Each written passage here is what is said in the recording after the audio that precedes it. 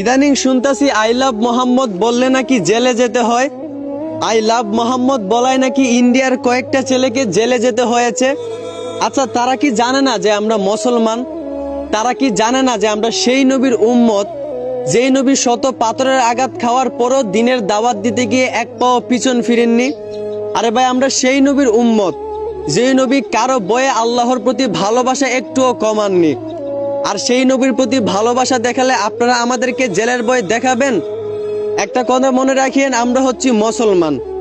মুসলমানের ইমানের উপর যত আঘাত আসবে, মুসলমানের ইমান ততই পাওয়ার বেড়ে যাবে।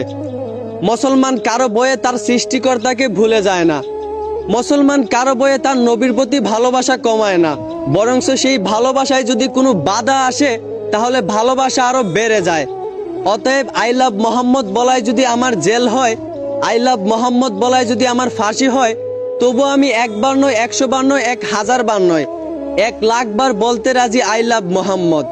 যদিও আপনিও রাসূলকে ভালোবেসে থাকেন, তাহলে অবশ্যই কমেন্টে আই লাভ মোহাম্মদ বলে যাবেন। ধন্যবাদ।